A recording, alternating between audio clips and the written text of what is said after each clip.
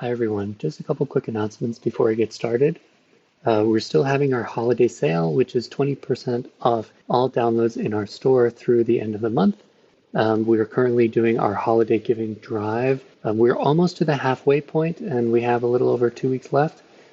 So if you can help us reach our $25,000 goal, that would be really great. You can just go to youngchicago.org/give. Thanks to everyone who has given already.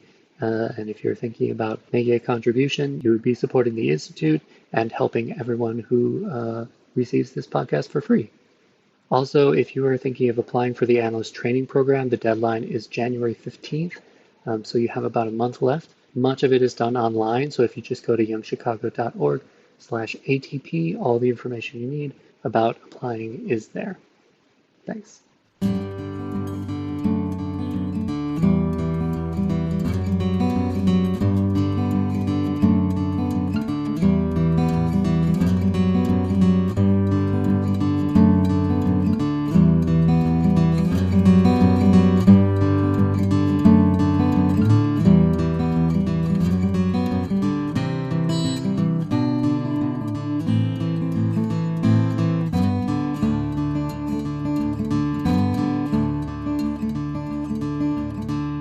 Welcome to the Jungian Anthology podcast from the C.G. Jung Institute of Chicago.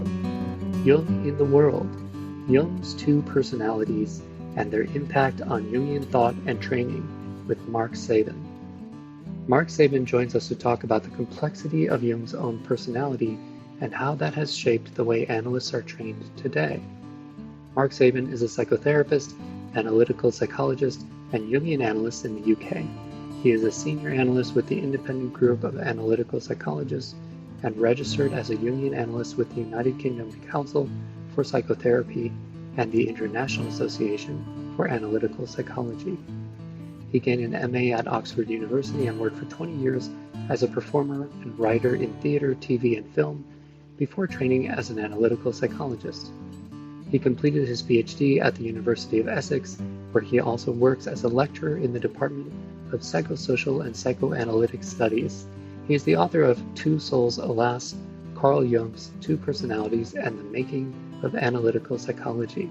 Patricia Martin is interviewing him as part of this series, and her full bio is in the show notes. Now here's the interview.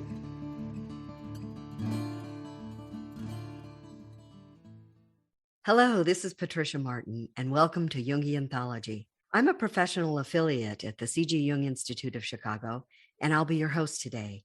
In this series, we'll be talking with people whose work intersects with Jung's ideas to tell a more contemporary story of his enduring impact in a brave new world. In this interview, I'm joined by Mark Saban, a Jungian analyst in private practice working out of Oxford, England. Mark also enjoys teaching Jungian studies at the University of Essex. His book, Two Souls, Alas, Carl Jung's Two Personalities and the Making of the Analytic Psychology, has won several awards. He joins us today to talk about the complexity of Carl Jung's own personality and how that has shaped the way analysts are trained today. Welcome, Mark. You're the author of several books, but the one that fascinated me is Two Souls, Alas, Jung's Two Personalities and the Making of Analytic Psychology. I know that a writer is very specific when he or she chooses a title. So Two Souls, Alas, intrigued me. Can you tell me a little bit more about what your intentions were when you chose that title? Yes. The quote, it's a quotation from Goethe's Faust, which was a work that we know Jung very much admired and was inspired by, and had a lifelong relationship with. It just leapt out at me, that particular line leapt out at me as being absolutely, summarizing really exactly what I'm attempting to unpack in the book, which is to I mean, I'll talk a bit later. I hope about the kind of background to where the book came from for me and why I wanted to write it. But in brief, I take the first few chapters of Memories, Dreams, Reflections, Jung's memoir. He talks at some length about his struggles with what he describes as his two personalities, which he imaginatively calls personality number one and personality number two. And the struggle that he underwent, flipping from one personality to the other, and eventually coming to the conclusion that he really, in order to be a whole person, to live a whole life, he absolutely needed to somehow allow both these personalities to be present in his life, which is not an easy thing. We're not talking about an easy kind of integration. Just stick the two together and then move on. They're opposites, so they're difficult opposites, and so it was a struggle for Jung. But it continued to be a struggle. I think this is one of the other points I try to make in the book, is that this doesn't stop. He doesn't sort of grow out of this problem. It's a problem that continues right the way through his life, and indeed his creative life, and ultimately his psychology revolves around exactly these problems that emerge out of this difficult tension between these two dimensions of life, if you like. Two souls, alas, it's alas because it's tough. It's not an easy path. And because, I mean, the way I see it anyway, it's interminable. You don't get there. There's no wonderful achievement at the end. There's no wonderful goal where you arrive and yes, I've done it, now I'm individuated. I don't believe that ever happens. I don't think there is such a thing. I think as long as you're alive, this tension continues, and indeed it's out of this tension that life comes, and the creativity of life and really being alive. That's the way I see it, and I think that's pretty well the way Jung sees it. I hope so anyway. So that was the kind of inspiration. That line just seemed to me to really encapsulate this difficult tension. Well, when I read your introduction, it was very clear to me that you had done your homework on the context in which analytical psychology was born, and Jung's role in that, and what that context looked like. And it came to you at some point that while you had learned a lot from that, it was time to really focus on Jung. So what I'm curious about is, why did you want to do all that homework? Why did you want to write this book?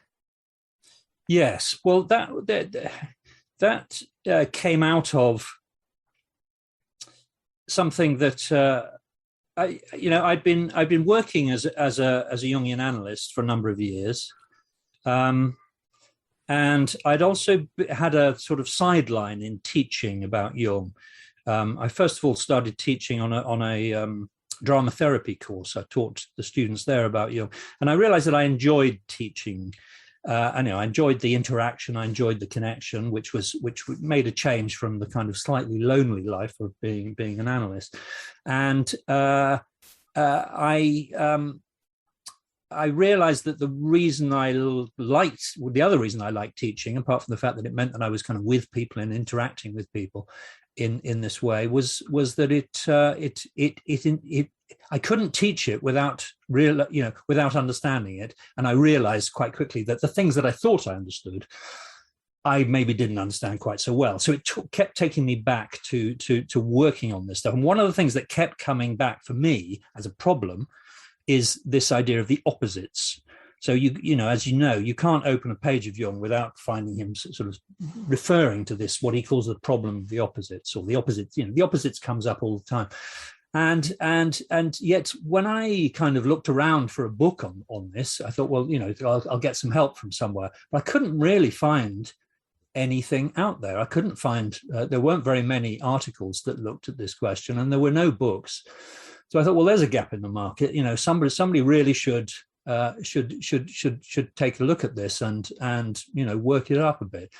And after a while, my interest in teaching extended. So I found myself teaching at the University of Essex in a relatively small way at that stage.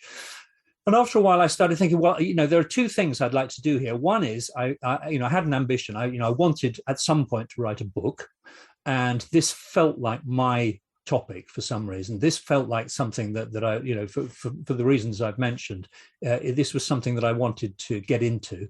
But I also wanted to get a PhD. I wanted to do more teaching, and I wanted to have, be involved in the academic life slightly more.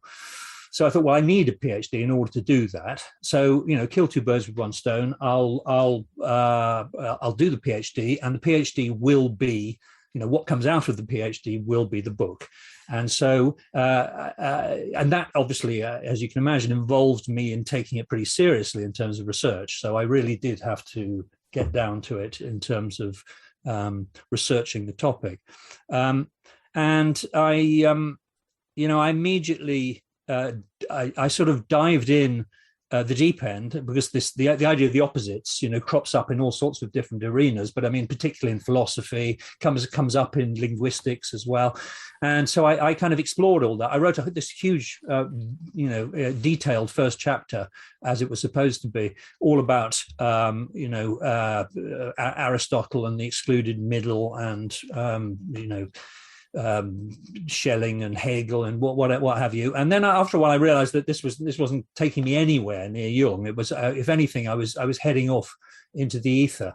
And I thought, well, this isn't going to work, so I can't do that. So I mean, I'm glad I did that research, but I then thought, well, I've got to really ground this in Jung. And if you ground it in Jung, that doesn't mean grounding it necessarily in his ideas, although that's obviously part of it. It means grounding it in Jung's life, Jung's experience.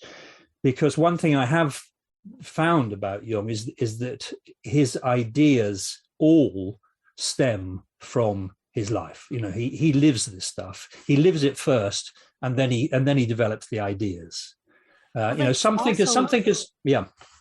Well, the thing that was also fascinating to me about that is, he admits that he says in an open speech. He's proud of it. Yeah, I mean, he thinks that, and that's what he constantly calling himself an empiricist, and I think that's what he means more than anything else. He means this stuff is grounded in my life. I didn't just think it up and then sort of look around to see if it fitted. I lived it, and then the idea emerged from the living, which is a strength. I think that is a strength. In psychology, anyway. In a mechanistic, scientific world, there would be people who say no. Absolutely. Right?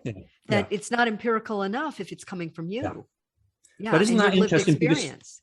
Absolutely. But immediately one gets into these two opposites again, because you've got this kind of scientific, mechanistic, the worshipping of the objective, separation of the observer and the thing observed, and so on.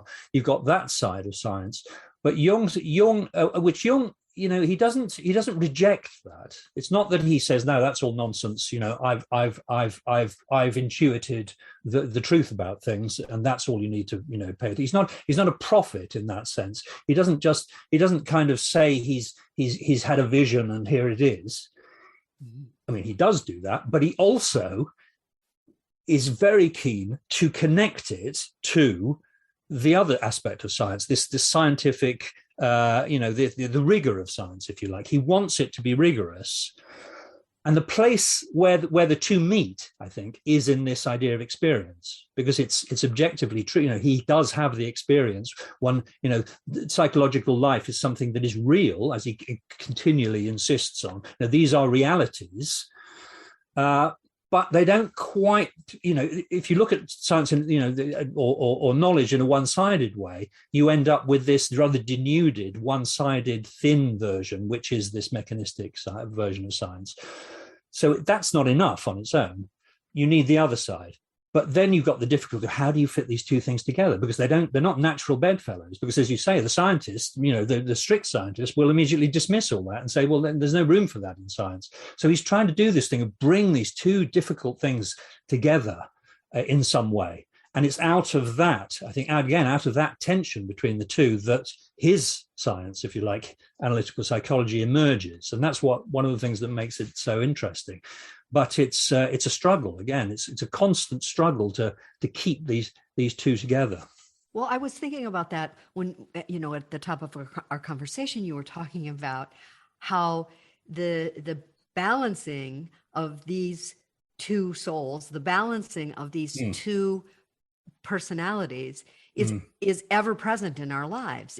So in other words, we're always emergent. We're always emerging.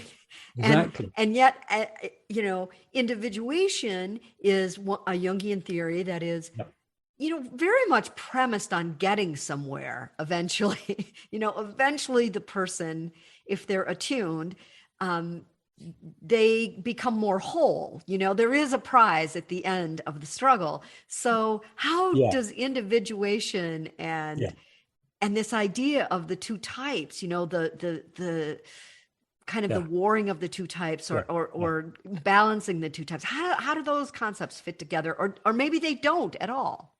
No, I think they do. But I think the way I think it works is that, I mean, I see individuation. I'm absolutely with you. I think individuation is the kind of central concept in analytical. So I think that's the key. The absolute. Everything revolves around individuation. It seems to me. Now, individuation is very much a process.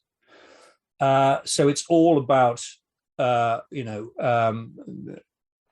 it's all about change. It's about change. It's about transformation. It's all about transformation.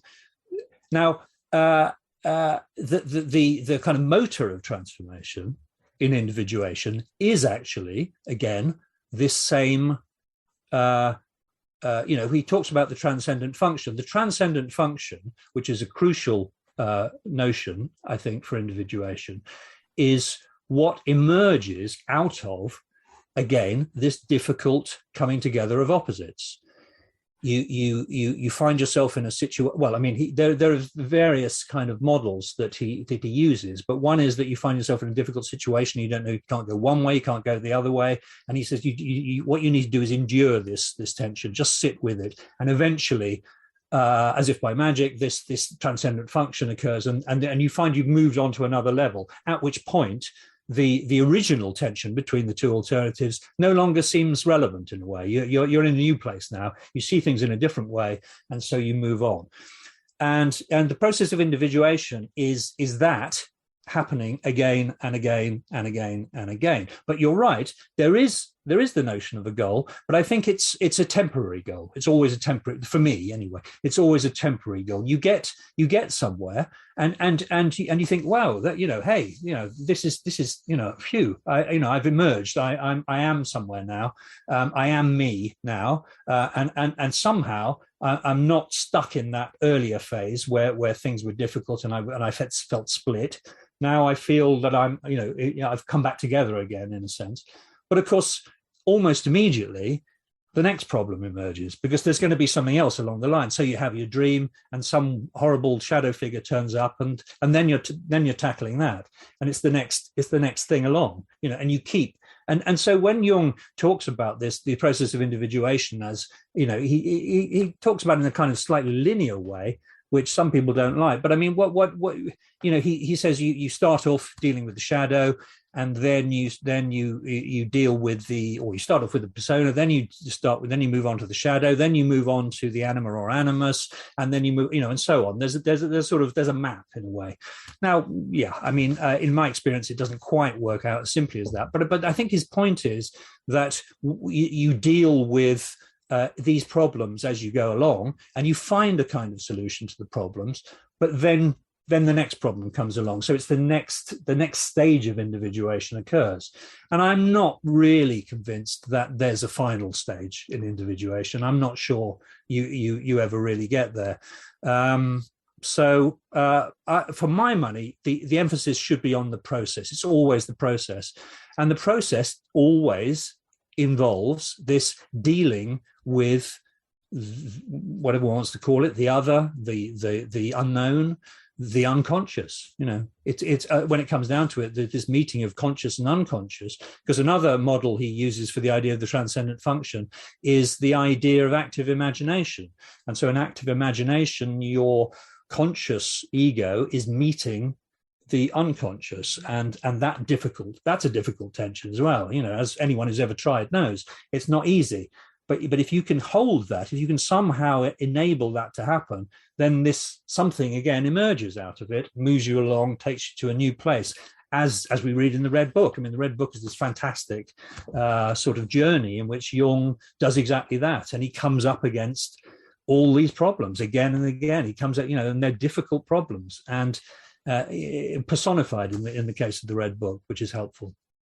So I'm curious about your journey. I'm imagining that a book of this depth is its own process of individuation.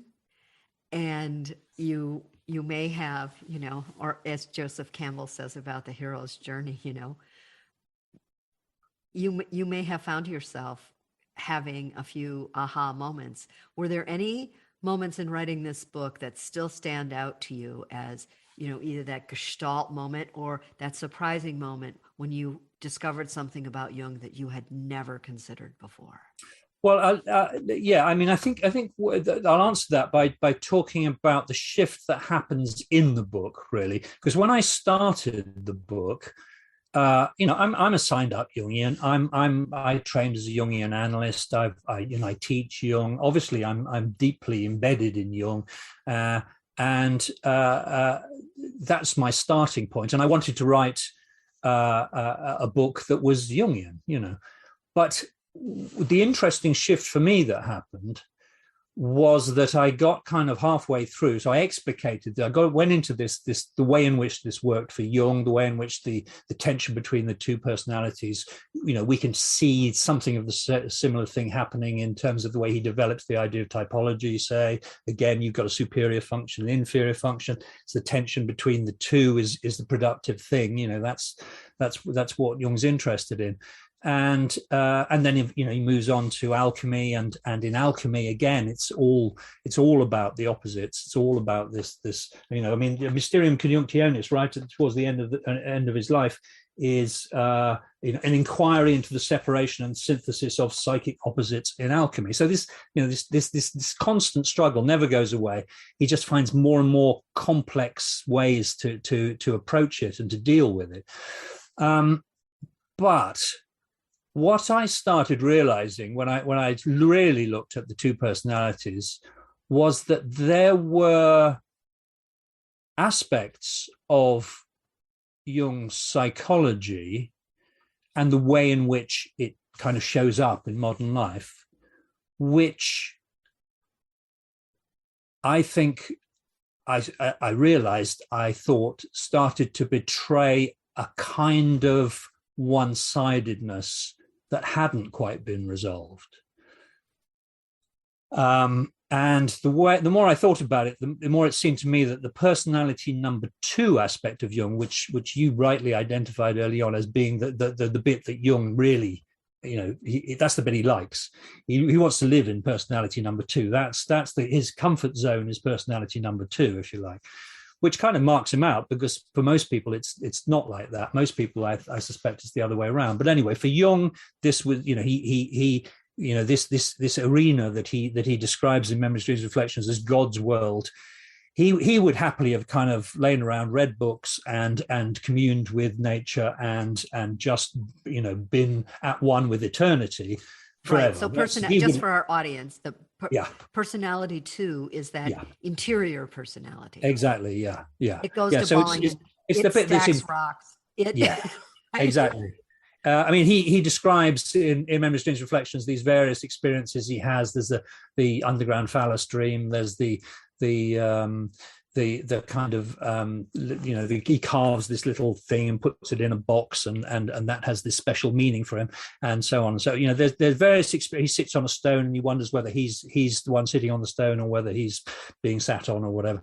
So there are certain key experiences that sort of contribute to this sense that there is a mysterious other world which is the world somehow, and he can connect with that, and when he's connecting with that world, it's God's world, and somehow he's part of that, and so all that stuff that later I think we can see very clearly becomes his, these things become his preoccupations in his mature psychology. These are the things he's fascinated by, and of course, there's a good reason for that. There's a good excuse for that, because actually, as he points out many times, he lives in, and we live in, a culture which is one-sided the other way. So our culture is, doesn't recognize that stuff as even real. It wants to concentrate on rationality and logic and the material and so on and so forth. So yeah, I mean, one can understand that he's drawing attention to a dimension of things that a lot of people can't even see. So it was important to kind of, there's, he uses this word enantiodromia, which he gets from Heraclitus, which is about things. If things get too one-sided, then eventually they'll swing across the other way. Mm-hmm. So there's a kind of enantiodromic process here. Things that the culture is so one-sidedly personality number one that personality number two needs to come in and kind of push in and take over for a while. But having said all that, which of course I agree with, I do think that because Jung, the man, was so caught up in this personality number two stuff and found personality number one stuff a real chore. I mean, the way he describes, he reaches this point. He has this wonderful dream, which I haven't got time to go into. But at the end of the dream, he comes to the conclusion that he's going to have to live in personality number one, and this is not good news for Jung at all. He's not keen on this, but he describes that it will mean that he'll have to. He'll have to, get involved in work and relationships and career and all that kind of, and it's going to be a real pain for him to do. You get the feeling he sees this, going ahead. But he says, but the crucial thing is, I must never forget personality number two. That has to be always there in the background, always present, and then I can do that stuff because that was the kindling. Yeah, right? Exactly. Yes, exactly. It was the kindling that lit the fire that made everything else possible. But you talk about these, separateness, the separateness of these things and the coming together of these two personalities for Jung, and what a challenge that was. But it also presented a challenge for the profession of analysts and the training of analysts. And what I think you're trying to say there is, it presented a problem in that how do Jungian analysts connect with the world? How does Jungianism connect with the world? Right. I'd love to hear more about that. Yeah. So this is where I go in the book. So and in a way, this is, to get back to your initial question, this was something that I didn't know was going to happen. I didn't realize that this would lead me in this direction. And I started, feeling a bit nervous about it, to be honest. I started thinking, hang on, I'm supposed to be a Jungian, and yet I'm starting, I'm developing this position which is kind of critical, and it's kind of, questioning some of the deeply held tenets of Jungian thinking. But I thought, well, how, ultimately, I come to the conclusion that this is, everything needs to individuate, and that means Jungian psychology as well. And so, of course, all I'm talking about is my relationship with Jungian psychology. That needs to individuate. That's the point. That's the main point. And that's why it matters to me, to get back to your question. That's why this felt like an important thing for me to do, because I felt I needed to engage with this niggling question that I'd started with, which blew up and became more and more of a problem. But anyway, to answer your second question, yes. So because my realization that there was a sort of one-sidedness actually in Jungian psychology led me to query how that showed itself and what that meant. And as you rightly point out, one of the ways that shows up is because there's a sort of a kind of bias in the direction of the inner, of the archetypal, that realm is felt somehow to be the crucial realm, the important bit. That's the bit that we're interested in. And as a result, the outer world and personality number one tends, he never fails to nod in the direction of it. He will say things like, of course, the process of individuation, is an inner process, but the great thing is that when you finished it, when you come out the other end, then you can go back into the world and it'll be much better. Your relationships will be better. But it seems to me that kind of, there's something missing in that, which is about it seems to me that the engagement with the world, that dimension of things, should always be, and according to his own logic of his own notion of individuation, these two things always need to be working off in tension with each other. That's the way we produce the third, as it were. That's the way the new thing comes. That needs to be the case here too. These opposites, these opposites of inner and outer, they need to be in touch with each other as well. And so this tendency to only be interested in the inner world of the patient, say, and of course one looks at the outer world, one hears about the outer world, but one tends to interpret it back into the inner world again. It's always so okay, you're having a problem with your girlfriend, but this is really an anima problem. That's the key thing here.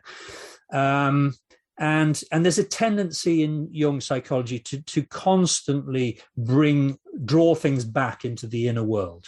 And of course, when you get there, then what you do is you emphasize the archetypal aspect rather than the personal aspect, because again, that's the thing that Jung's interested in, and that's the thing that Jungian analysts are supposed to be interested in.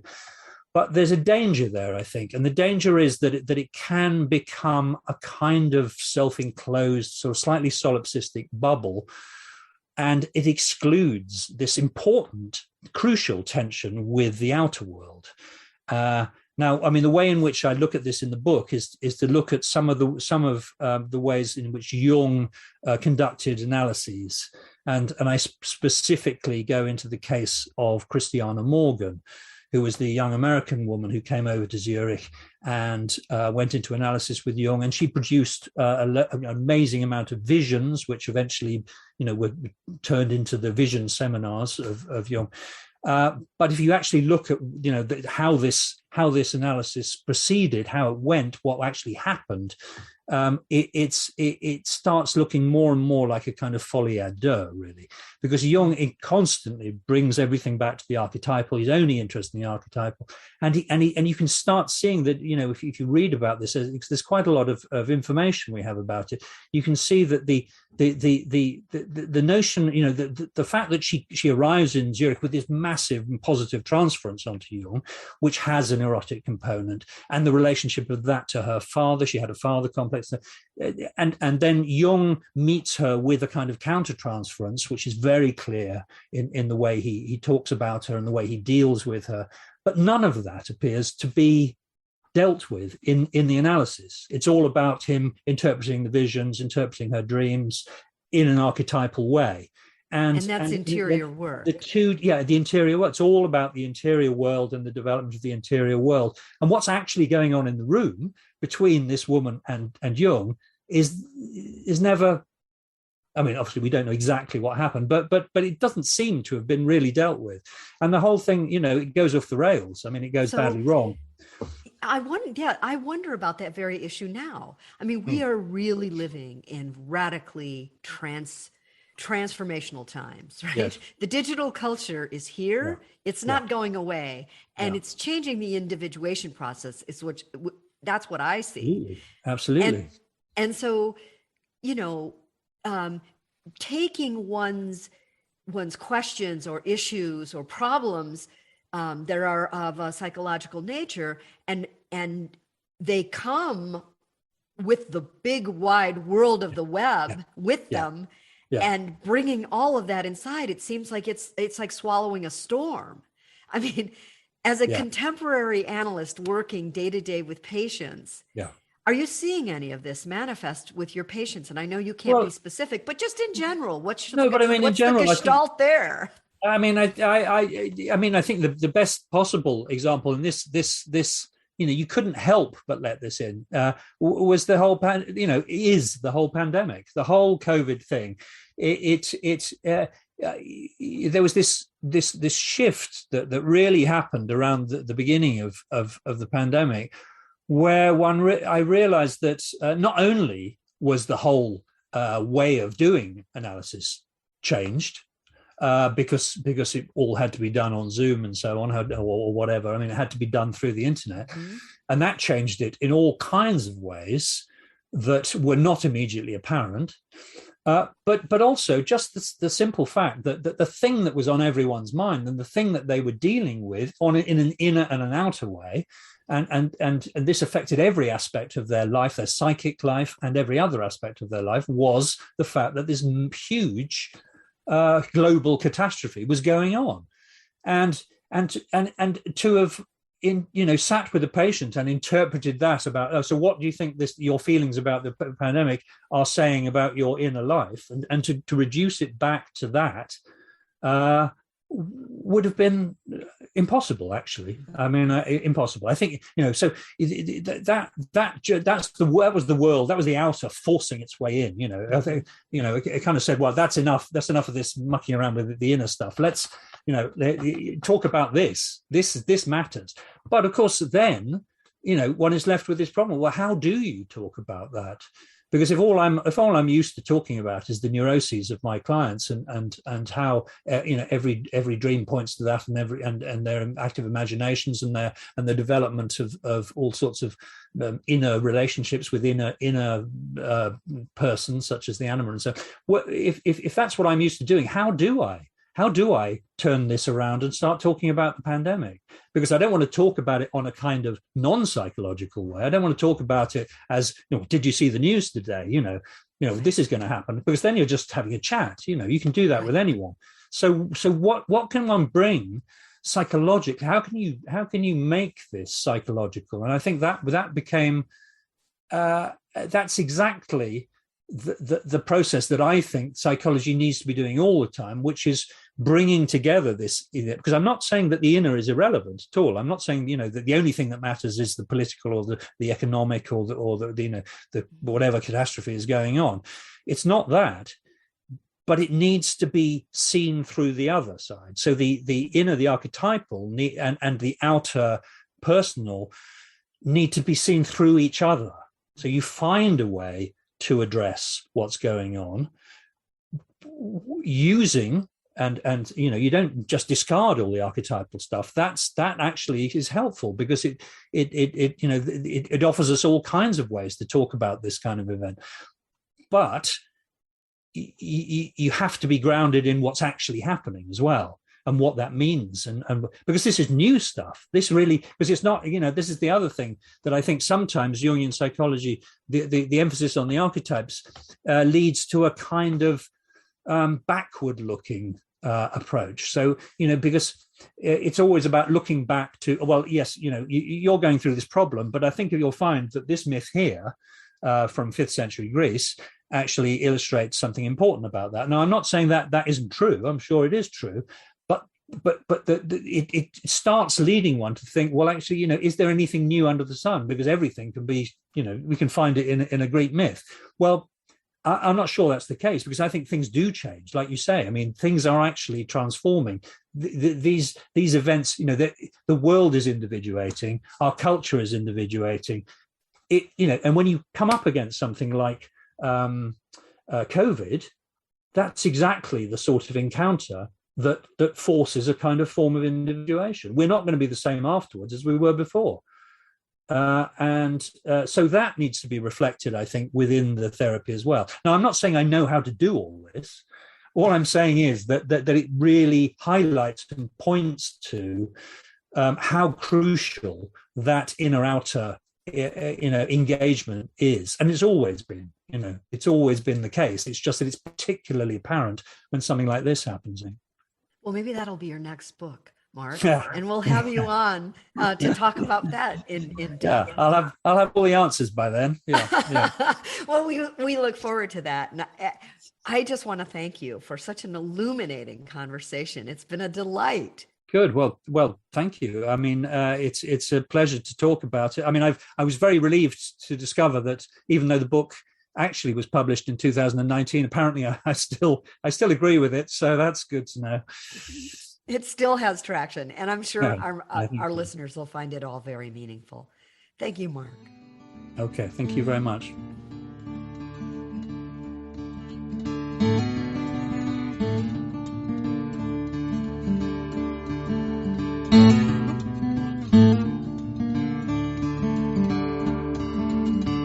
This podcast is distributed under a Creative Commons Attribution, Non-Commercial, No Derivatives license. Share it all you like as long as you maintain the attribution to the speaker, but please do not change it or sell it. If you like this episode, tell your friends about us or leave us a review on iTunes. For more information about classes, training programs, videos, audio, this podcast, or to find a Jungian analyst near you, visit our website, www.jungchicago.org. Thank you to our 2020 donors who gave at the contributing member level and above. Barbara Annan, Usha and Ashok Bedi, Jackie Cabe Bryan, Eric Cooper and Judith Cooper, Kevin Davis, George J. Didier, Mary Dougherty, James Fidelibus, John Korolewski, Marty Manning, Dyane Sherwood, Deborah P. Stutsman, Deborah Tobin, Alexander Wayne and Lynne Copp, Gerald Weiner, Karen West and James Taylor, and Ellen Young. If you would like to join our generous community of supporters, just go to jungchicago.org/give.